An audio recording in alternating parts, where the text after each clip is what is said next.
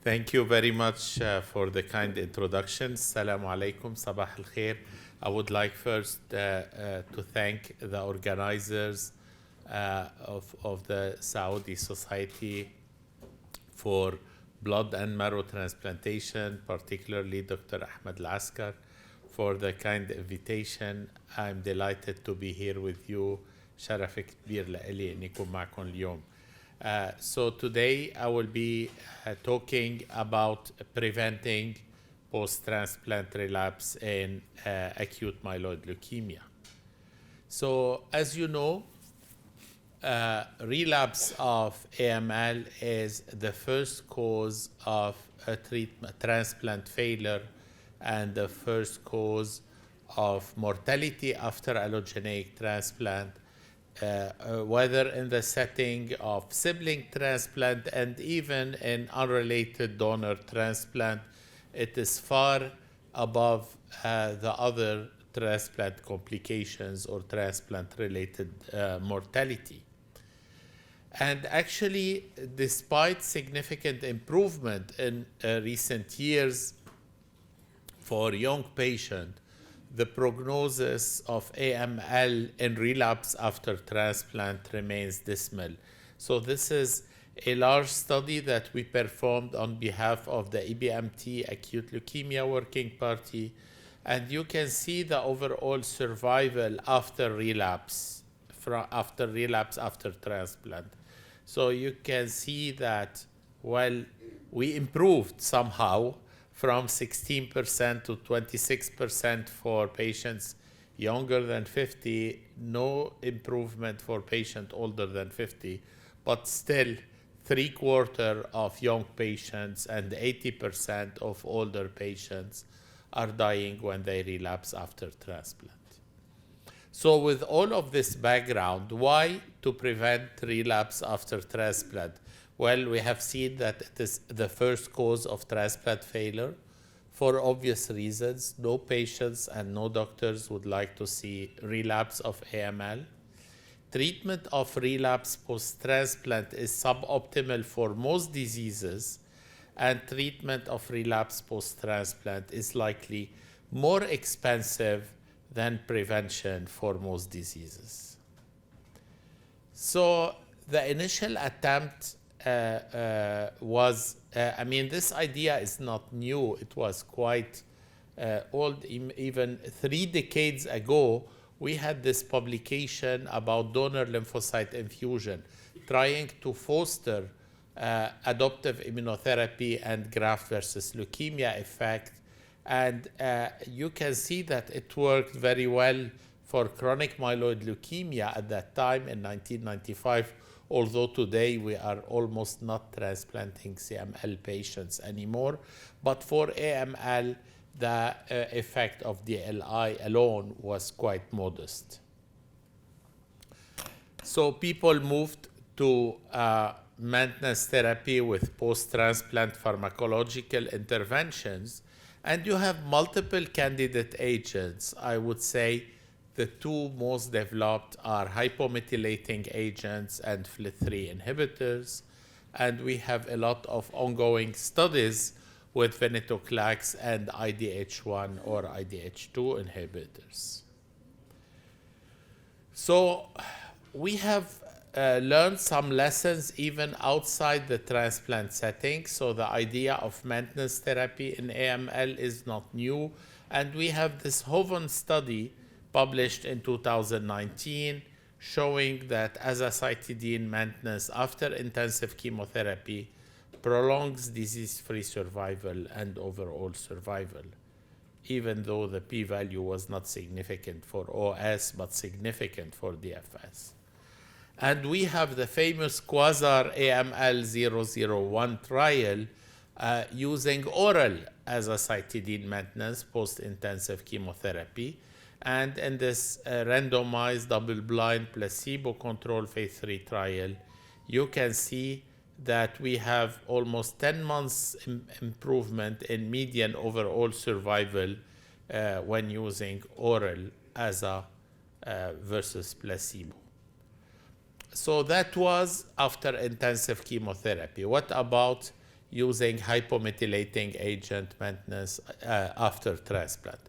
Well, we have some good background and rationale. Not only hypomethylating agents would act on the leukemic clone. I think that the most of the effect that we will see later is acting on the adoptive immunotherapy, because hypomethylating agents will increase the expression of tumor-associated antigens, will increase the expression of KIR ligands on hematopoietic cells, recovery of reduced expression of HLA class 1, class 2 on tumor cells, which is a way tumor cells escape a graft versus leukemia effect, increased expression of non-minor antigens, and increased expression of FOXP3 and Treg, so here acting on the donor cells. All of these effects would foster graft versus leukemia effect. And you can see here some examples from these two blood publications showing azacitidine upregulating the expression of epigenetically silenced putative GVL targets. So the first study reporting results of azacitidine as maintenance post-allo was published by Marcos de Lima in Cancer in 2010 about maintenance therapy with low-dose aza.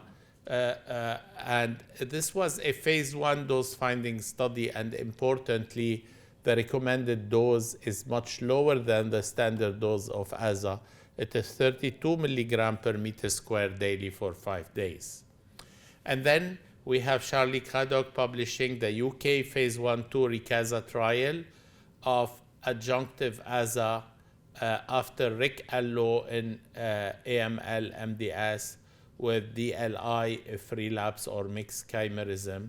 And in this study, one important finding, again, stressing on the importance of graft versus leukemia effect, is that survival was much better for patients who had CD8 positive T cell response to tumor antigens compared to those who did not have. So it is mostly a graft versus leukemia effect. So at AUB with Jean Sheikh in 2017, we reported this study on 18 high-risk patients, 13 AML and 5 MDS. 28% of patients had residual disease, active disease, and additional 2 had refractory leukemia. Half of the patients had either high or very high disease risk index. So they received prophylactic Vidaza, and at the 1-year DFS and overall survival were 63 and 70%, which is quite encouraging in this high risk setting. And then the French reported in 2019 combining azacitidine and donor lymphocyte infusion, and again you can see survival at 3 years of 66% with a very nice plateau, 11 AML and 9 MDS. Then came the randomized trials. Basically, there are 2 of them. The first was done by Betul Oran from MD Anderson, a phase 3 randomized study of 5 azacitidine maintenance versus observation.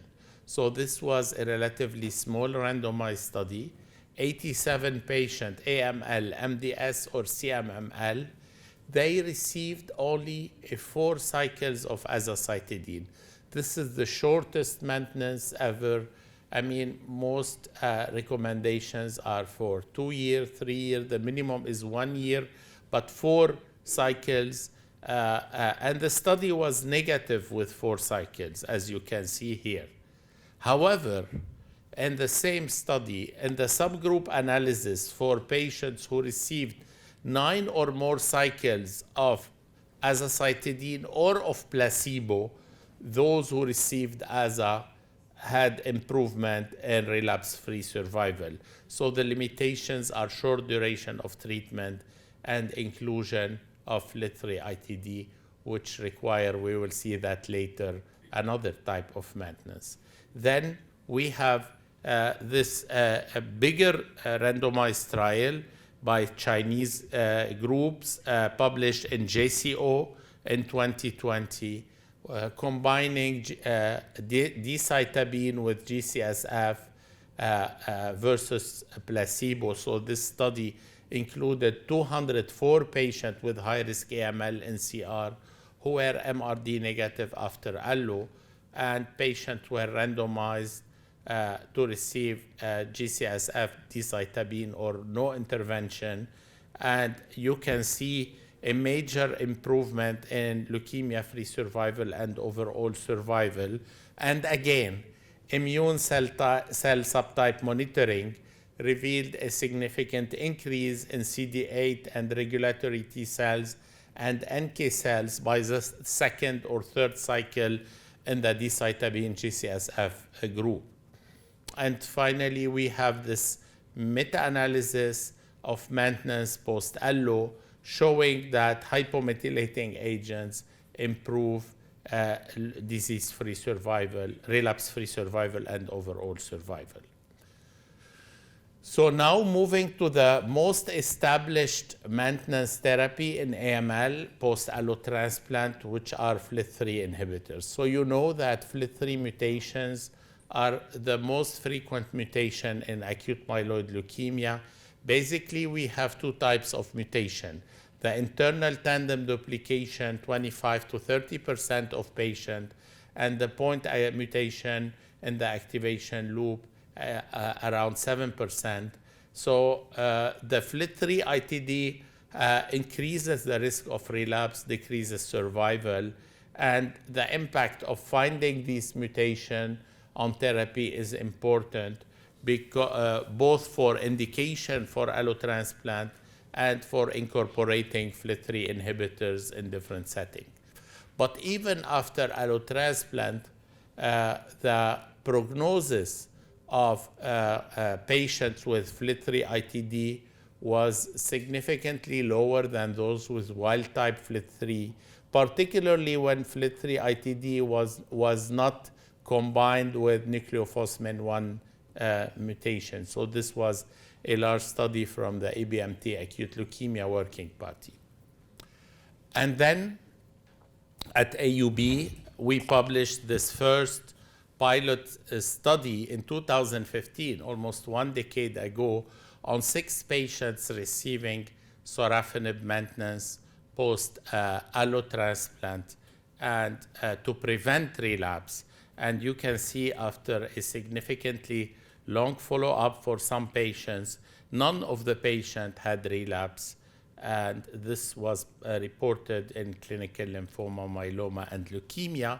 Then we moved on to perform a multi-institution study between AUB Saint Antoine and King Faisal in Riyadh. And in this publication that included 27 patients receiving sorafenib maintenance, 2-year leukemia-free survival 75%, 2-year overall survival 83%. So these are quite outstanding results for a high-risk disease like AML with FLT3 ITD. Then we did an analysis within the EBMT registry comparing patients who received sorafenib maintenance to those who did not receive sorafenib maintenance. And in the pair match analysis, you can see that we have significant improvement in leukemia-free survival from 53.8% with placebo to 79.1%. And please remember these numbers. I will come to that later. And this was associated also with significant improvement in overall survival. Then we had in 2020 the publication by the German group of the randomized trial, the SOR-MAIN trial, testing sorafenib against maintenance. And people always criticize registry studies, saying that these are retrospective, but indeed they are the reality. And here you can see that the results of the German randomized trial were identical, the 53 point something percent for, I mean, these were exactly the same number that we had in the EBMT registry study. So showing that sorafenib improves outcome, overall survival and relapse-free survival. Then we had the Chinese randomized trial published in the Lancet Oncology in 2023. And after a 5-year follow-up, we have significant improvement in overall survival and leukemia-free survival due to decreased risk of relapse post-allo. And importantly, in this trial, that sorafenib benefit was observed in all subgroups, regardless of whether patient received pre-transplant sorafenib or not, and regardless of whether they were MRD positive or negative after transplant. And this is very important when we will compare with other drugs. And actually, we had a very elegant study published by the German group in Nature Medicine in 2018, showing that indeed sorafenib promotes graft versus leukemia activity in mice and humans through IL-15 production in FLT3-ITD mutant leukemic cells. So again, when post-transplant maintenance works, it works mostly through inducing a graft versus leukemia effect. So what about other FLT3 inhibitors? We have midostaurin, which is standard in first line combined with chemo, but after transplant, the difference between midostaurin and placebo was not impressive. We have the Quantum First with quizartinib, and you can see overall survival in patients who received allotransplant in CR1. There was no difference for MRD negative patients, significant improvement in MRD positive patients, and finally the famous Morpho trial, gilteritinib versus placebo as post-transplant maintenance in AML. So overall, this trial failed its primary endpoint. There was no difference in relapse-free survival or overall survival between gilteritinib and placebo, and that was because gilteritinib induced a decrease in the risk of relapse, but increase in non-relapse mortality. But then the authors performed a subgroup analysis by MRD status, and actually patients who were MRD negative did better than MRD positive. This is expected. But those who were MRD positive had improvement when they received gilteritinib in relapse-free survival, no difference in overall survival, and those who were MRD negative, no change. But the problem is that this relapse-free survival benefit was only observed in North America, where the control group had poor outcome. And you can see, for example, on your right-hand side, the upper panel in Europe, the outcome for placebo patients was better than for those who received gilteritinib. So FLT3 inhibitors are not equal, are not similar. They are not FLT3 inhibitors. They target FLT3 for sure, but many other kinases are targeted. And the broader kinase inhibitory activity of sorafenib makes it effective on inducing graft versus leukemia effect, and makes it effective in improving outcome in MRD positive and MRD negative patient with improvement in overall survival. And based on that, we had published in 2020 the clinical practice recommendation on allotransplant for AML patient with FLT3-ITD. This is a position statement on behalf of the Acute Leukemia Working Party of the EBMT, and you can see that post-transplant maintenance therapy with a FLT3 inhibitor for patients who underwent allotransplant is recommended, except if active GVHD, and in the absence of an appropriate clinical trial, sorafenib could be considered as the preferred option. And actually, the NCCN guideline followed us with this recommendation. In 2023, you can see that we have recommendation for FLT3 inhibitor maintenance. Sorafenib is listed as first option. The other options with a star category 2B, sorafenib is category 1 based on 2 randomized trials. And this is my final slide. This is EBMT survey on practice pattern of transplant centers regarding maintenance treatment post-allo. So this was presented by Dr. Iman Abu Dalle from EBMT, from AUB, sorry, at the EBMT meeting. 115 centers, 89% implement maintenance strategy, 64% of centers use hypomethylating agent, mostly azacitidine, 83% use FLT3 inhibitors, predominantly sorafenib. Thank you for your attention.